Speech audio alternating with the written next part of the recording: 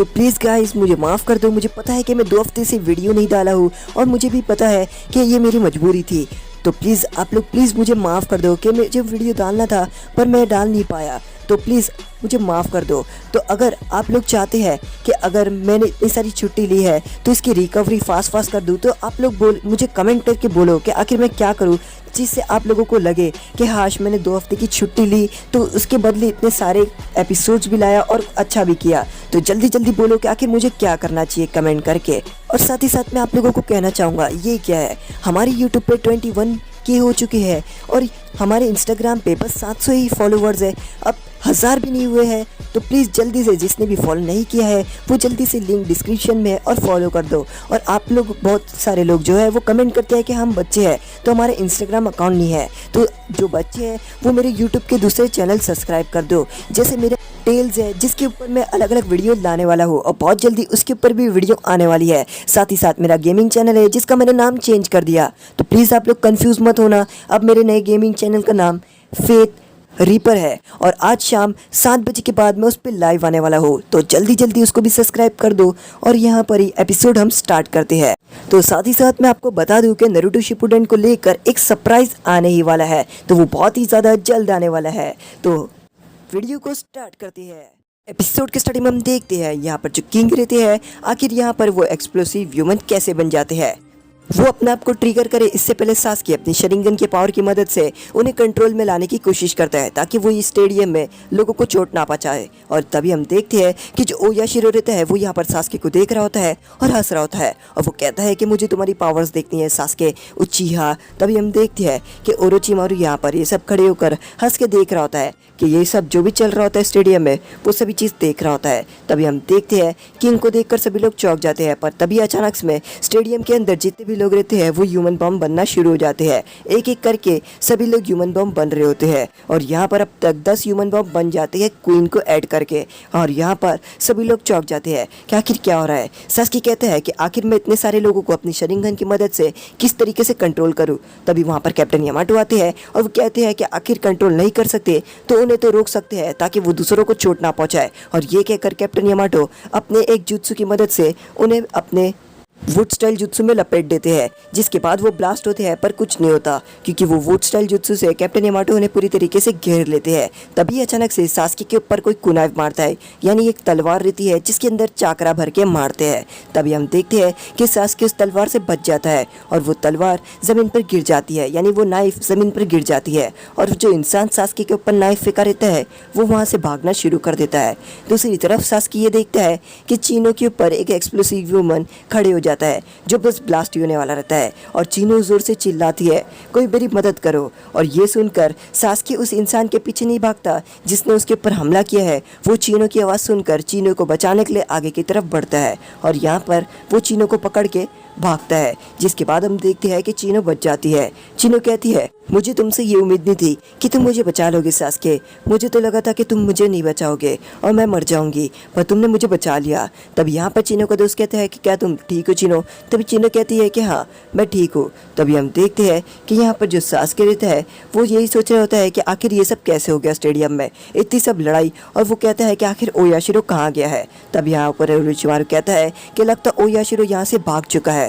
और हम देखते हैं कि यहाँ पर वो लोग कह रहे होते हैं कि अब क्या होगा, अब क्या होगा, ओयाशिरो कहाँ पर मिलेगा। कैप्टन यामाटो कहते हैं कि हमें कुछ तो पता लगाना पड़ेगा कि आखिर यहाँ पर ये सब किस तरीके से हुआ है और ये सब हमला किस तरीके से चालू हो गया बीच में ही। तब यहाँ पर ओरोचिमारू कहता है कि लगता ओयाशिरो हमारे हाथ से निकल गया और लगता वो अब हमें कई समय तक नहीं मिलेगा, इसलिए हमें यहाँ से चले जाना चाहिए। दूसरी तरफ हम देखते हैं कि ओरोचिमारू के पास कोई इंसान आ रहा होता है चल के।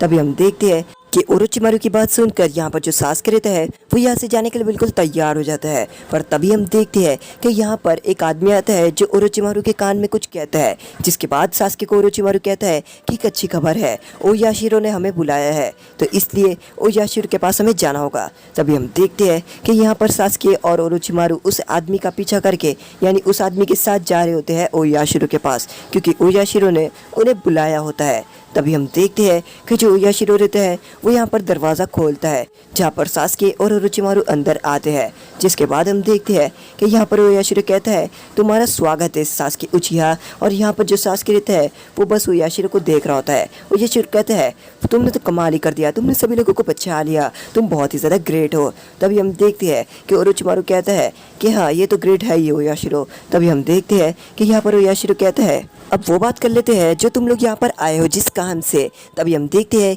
कि यहाँ पर वो लोग बैठ जाते हैं और वो लोग यहाँ पर बात करते हैं, जहाँ पर ओरोचिमारू पूछता है और वो कहता है कि इस लड़के यानी सास्के को तलाश है कि आखिर फुशिन कहाँ पर है। तभी हम देखते हैं कि ओयाशिरो कहता है कि फुशिन तो यहाँ पर भाग चुका है। फुशिन कुछ सेना यानी कुछ लोगों के साथ मिलकर अपनी टीम बनाया था, जिसके बाद वो यहाँ से भाग गया और वो यहाँ से आज़ाद हो गया। तब यहाँ पर जो सास्के रहता है वो कहता है कि हमें लग रहा है कि जो लोग धमाके कर रहे हैं यानी जो ह्यूमन बॉम्ब बन रहे हैं उसमें तुम्हारा भी हाथ है, क्योंकि फुशिन के साथ तुम ही थे और फुशिन के पास जो आँख है लाल उसके साथ तुमने ही कुछ किया है। तभी यहाँ पर ओयाशिरो कहता है गलत गलत, तुम ये क्या बात कर रहे हो, मैं तो उनके साथ हुई नहीं। और पहली बात ओयाशिरो के पास कोई केकेकेन का है ही नहीं, ओयाशिरो के पास एक अलग तरीके का केकेकेन का ही है। तब यहाँ पर सास्के पूछता है कि तो आखिर वो कौन है जिसके पास लाल आइज रहती है। तब यहाँ पर ओयाशिरो कहता है वो तो उसका दोस्त है जिसके साथ ओयाशिरो भागा है। ओयाशिरो के साथ कुछ लोग भागे थे, उनमें से ही एक है जिसके पास वो लाल आइज है जिसके बारे में तुम बात कर रहे हो। और मैं अब तुम्हें बताता हूँ कि आखिर वो लाल आइज का नाम क्या है। वो लाल आइज का नाम है कत्सुयुगन। कत्सुरुगन बहुत ही ज़्यादा पावरफुल आइज है जिसकी मदद से हम किसी को भी एक गेंजुत्सु में लॉक कर सकते हैं, और वो गेंजुत्सु बहुत ही ज़्यादा ताकतवर होगा जिसे कोई भी नहीं तोड़ पाएगा, चाहे वो कितना भी ताकतवर हो। और अब मैं तुम्हें बताता हूँ उस क्लैन की बातें कि आखिर कत्सुरुगन कौन से क्लैन की है और वो किस तरीके के काम आती है। तो मैं बताता हूँ कि कत्सुरुगन चिनोए की क्लैन की है। चिनोए की क्लैन एक बहुत ही ज़्यादा छोटा क्लैन था जहाँ पर कुछ लोग रहते थे, और वो कुछ लोग में से एक खूबसूरत लड़की थी जो वहाँ के फ्यूडो लॉर्ड के साथ ही रहती थी, और वो लड़की वहाँ के फ्यूडो लॉर्ड के साथ रहती थी और फ्यूडो लॉर्ड को भी उनके साथ रहने में अच्छा लगता था। पर तभी फ्यूडो लॉर्ड का जो असिस्टेंट यानी उनका जो असिस्टेंट रहता था उसे ये सब अच्छा नहीं लगता था, क्योंकि यहाँ पर चिनोए की क्लैन था वो एक छोटा सी क्लैन था, इसके लिए यहाँ पर वो बहुत ही ज़्यादा नफरत करता था। राजा के मरने के बाद यहाँ पर राजा का जो सेवक रहता है वो ये दावा लगा देता है कि ये सब उस औरत की वजह से हुआ है जो चिनोए की क्लैन की है, जिसने राजा को मार दिया है। जिसके बाद सभी लोग यही यकीन करते हैं, और यहाँ पर जो असिस्टेंट रहता है वो यहाँ पर चिनोए की क्लैन का नाम बदनाम कर देता है। जिसके बाद चिनोए की क्लैन को किसी भी जगह पर रहने के लिए नहीं मिलती। चिनोए की क्लैन में सब जगह तबाही मच जाती है, क्योंकि उनके पास खाने के लिए रहने के लिए जगह नहीं रहती, सभी लोग उन्हें जगह नहीं देते। पर तभी यहाँ पर उन्हें एक जगह मिल जाती है और वो लोग रह रहे होते हैं। पर तभी एक दिन अचानक से पूरा क्लैन तबाह हो गया, सभी लोग मर गए। और यहाँ पर सास्के पूछता है कि आखिर वो किसने किया, सभी लोग किस तरीके से मर गए। तभी यहाँ पर ओयाशिरो कहता है कि तुम जानते हो किसने किया है, वो कोई और नहीं वो उचिया क्लैन था जिसने पूरे क्लैन को ख़त्म कर दिया, पूरे के पूरे चिनोए की क्लैन को एक रात में ही मार दिया। ये बात सुनकर सास्के शॉक में आ जाता है कि आखिर ओयाशिरो किस तरीके की बात कर रहा है और ओयाशिरो काय की बात कर रहा है। क्या उचिया क्लैन ने ही पूरी क्लैन को तबाह कर दिया था? यहाँ पर ये सोच रहा होता है सास्के कि आखिर उचिया क्लैन ने ये सब किया तो इताची ने मुझे क्यों नहीं बताया। और यहाँ पर सास्के पूछता है ओरोचिमारू से क्या इताची को पता था कि उचिया क्लैन ने चिनोए की क्लैन को भी तबाह कर दिया, जहाँ ओरोचिमारू कहता है मुझे नहीं पता। जहाँ पर हम देखते हैं कि ओयाशिरो कहता है यहाँ पर जो आखिरी कत्सुरुगन यूज़र है वो आखिरी चिनोए की क्लैन का मेंबर है, जैसे कि तुम हो, तुम दोनों बिल्कुल सेम हो। और ये कहकर वो हंसता है, वो कहता है जैसे तुम्हारे साथ हुआ वैसे ही उसके साथ भी हुआ है और वो आखिरी ही है। और वो कहता है तो तुम कहाँ जा रहे हो? जहाँ पर सास्के कहता है वहाँ का सच जानने के लिए। तभी हम देखते हैं कि यहाँ पर चिनो और बाकी लोग यहाँ पर रुके रहते हैं। और मैं एक बात आपको बताना भूल गया कि ओयाशिरो कहता है कि यहाँ पर वो एक वैली में रहते हैं जिसका नाम ब्लड वैली था, और यहाँ पर सास्के ब्लड वैली के लिए निकल जाता है। तभी यहाँ पर जो सास्के रहता है वो चिनो से पूछता है कि तुमने मुझे तभी क्या कहा था। तभी यहाँ पर सास्के को चिनो को बात याद आती है कि जब चिनो ने कहा था कि अगर तुम उनके लिए कुछ करना चाहते हो तो कुछ करके दिखाओ। यहाँ पर सास्के कहता है मैं उनके लिए कुछ ना कुछ करके दिखाऊंगा, तुम देख लेना चिनो। और ये कहकर वो लोग आगे की तरफ बढ़ जाते हैं। चिनो पूछती है कि आखिर हम कहाँ पर जा रहे हैं? सास्के कहता है हम ब्लड वैली जा रहे हैं, क्योंकि मुझे पता लगाना है कि आखिर ब्लड वैली पे ऐसा क्या हुआ था जहाँ पर चिनोए की क्लैन पूरी तरीके से तबाह हो गया था,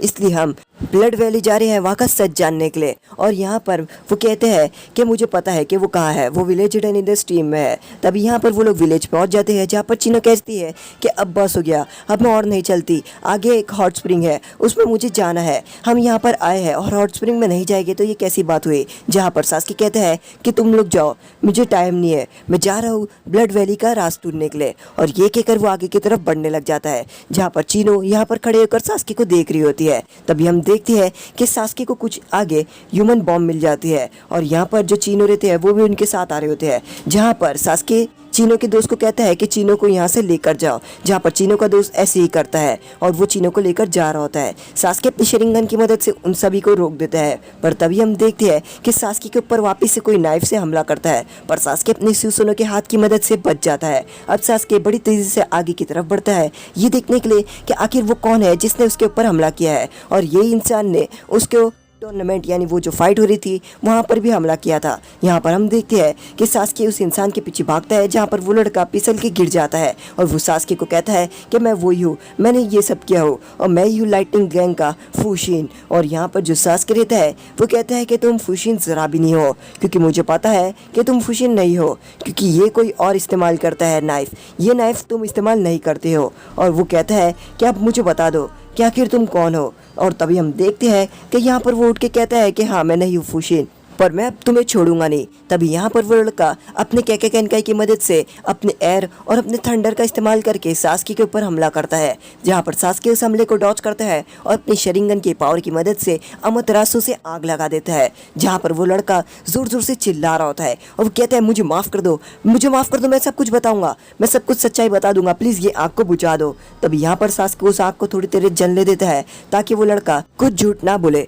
सास्की उस आग को बुझाते हुए कहता है कि तुम्हें मुझे कुछ नहीं बताना, मैं सब कुछ खुद ही जान जाऊंगा। और ये कहकर वो उस लड़के की आंख की तरफ देखता है और उसे अपनी शेरिंगन की पावर की मदद से बेहोश कर देता है, जहाँ पर सास्की उसके दिमाग में उतर के उसकी मेमोरीज देखना शुरू हो जाता है, जहाँ पर वो देख रहा होता है कि आखिर कौन है जिसने इसे यहाँ पर भेजा था हमले के लिए। जहाँ पर सास्की को दिखता है कि कोई इंसान ने इसे एक खत भेजा था, जिस खत के अंदर लिखा था कि सास्की उचिया के ऊपर हमला करना है, और इसलिए ही यहाँ पर वो आया था। और यहाँ पर वो स्टेडियम में खड़ा था, सास्की को देख रहा था, और तभी उसके पीछे सुपारी किलर आ जाता है जिसने सास्की की सुपारी दी होती है, और वो कहता है कि देखो वो है सास्की उचिया और उसके तुम्हें हमला करना है, और वो कोई और नहीं, वो चीनो का दोस्त रहता है और वो अपनी नाइफ उसे देता है। तभी वहाँ पर पीछे सास्की के पीछे चीनो का दोस्त आ ही जाता है, जहाँ पर सास्की कहता है मुझे पता ही था कि ये तुम ही हो, क्योंकि तुमने जो नाइफ इस्तेमाल करी थी, ये नाइफ बिल्कुल तुमने स्टार्टिंग में मेरे साथ जब फाइट करी थी तभी मैंने ये नाइफ देख ली थी।